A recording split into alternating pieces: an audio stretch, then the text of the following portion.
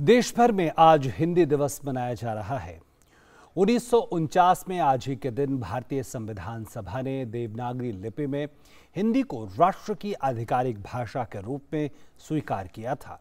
इस मौके पर आज प्रधानमंत्री नरेंद्र मोदी ने देशवासियों को हिंदी दिवस की शुभकामनाएं दी और कहा कि हिंदी की सरलता, सहजता और संवेदनशीलता हमेशा आकर्षित करती है।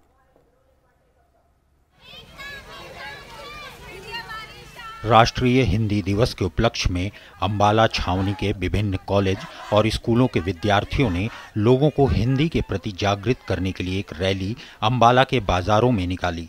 इस दौरान अपनी मातृभाषा के प्रति छात्रों का जज्बा देखने लायक था। प्रधानमंत्री नरेंद्र मोदी ने हिंदी दिवस पर लोगों को बधाई दी।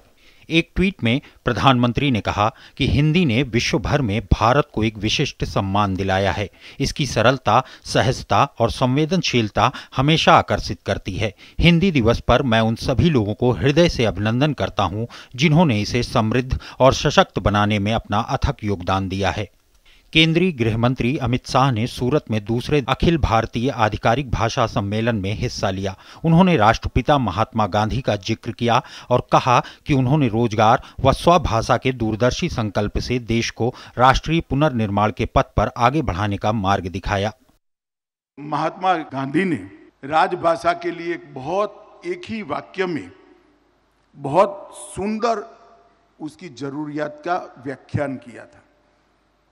उन्होंने कहा था, राजभाषा हिंदी के बिना ये राष्ट्र गूंगा है, हिंदी ही राष्ट्र को बोलता कर सकती है। बहुत बड़ा वाक्य है। हमारी स्वभाषाओं के गौरव को महात्मा गांधी ने एक ही वाक्य से पूरे विश्व के सामने रखने का काम किया। केंद्रीय गृह मंत्री ने राजभाषा के साथ ही स्थानीय भाषाओं को विश्व की सबसे समृद्ध भाषाओं में से एक बताया। उन्होंने कहा कि जब तक हम इस बात का संकल्प नहीं करते कि इस देश का शासन प्रशासन, इस देश का ज्ञान और अनुसंधान हमारी भाषाओं में होगा, तब तक हम इस देश की क्षमताओं का उपयोग नहीं कर सकते। केंद्रीय गृह मंत्री ने सभी अभिभावकों से दैनिक बातचीत में स्वभाषा का ज्यादा से ज्यादा इस्तेमाल करने का आग्रह किया।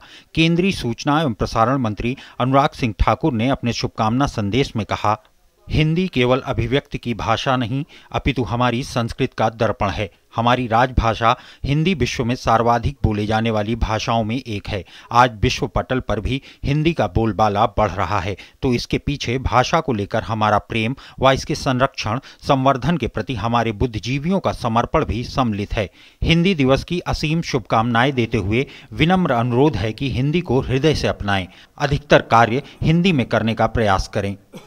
गौरतलब है कि 14 सितंबर 1949 को देवनागरी लिपि हिंदी को भारत की राजभाषा के तौर पर स्वीकार किया गया था।